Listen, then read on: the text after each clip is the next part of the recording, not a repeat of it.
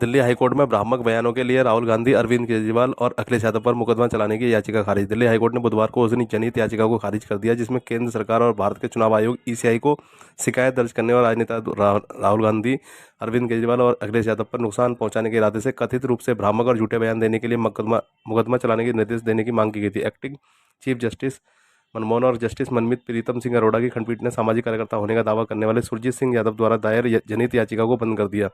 केंद्र सरकार द्वारा कुछ उद्योगपतियों के 15 या 16 लाख करोड़ रुपए के कथित ऋण माफ करने के संबंध में 3 राजनेताओं द्वारा दिए गए कथित झूठे बयानों से व्यथित थे। अदालत ने कहा कि जिन उद्योगपतियों और व्यक्तियों पर आरोप लगाया गया उन्हें बदनाम किया गया, उनके पास अदालत का दरवाजा खटखटाने और उचित कार्रवाई दायर करने का साधन है। खंडपीठ ने कहा, आगे अदालत का विचार है कि वर्तमान याचिका में अधिकार क्षेत्र में छूट के सिद्धांत की मांग नहीं की गई। इस अदालत का भी मानना है कि याचिकाकर्ता भारतीय मतदाता की बुद्धिमत्ता को कम आंकता है। तदनुसार याचिका में किसी आदेश की मांग नहीं की गई है। तदनुसार इसे बंद कर दिया गया। सुनवाई के दौरान एक्टिंग चीफ जस्टिस मनमोहन ने यादव के वकील से कहा कि अगर लोग या उद्योगपति परेशान है तो वो कार्रवाई करेंगे, हम इसमें कैसे हस्तक्षेप कर सकते हैं। मतदाताओं की बुद्धिमत्ता को कम मत आंकिए, कृपया उनके मन की बात ना कहें, हमें इसमें शामिल न करें। अदालत ने आगे टिप्पणी की कि कोई गुमराह करता है तो कोई गुमराह करता है, लोगों को फैसले लेने दीजिए, हमें इसमें शामिल मत करो।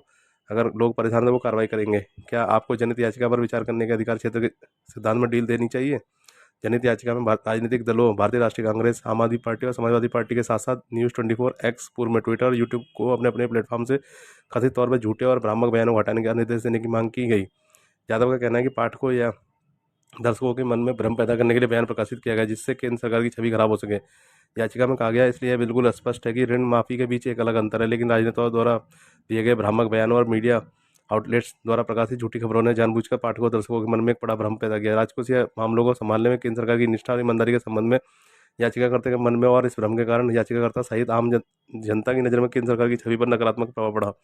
इसमें कहा गया कि केंद्र सरकार की नकारात्मक छवि बनाने के जानबूझकर किए गए प्रयास के परिणामस्वरूप राष्ट्र की नकारात्मक छवि बन गई। याचिका में दलील दी गई कि इससे देश पर नकारात्मक प्रभाव पड़ सकता है, जैसे विदेशी निवेश प्रभावित होगा, पर्यटन बाधित होगा, देश में अराजकता को बढ़ावा मिलेगा। केस टाइटल, सुरजीत सिंह यादव बनाम भारत संघ और अन्य।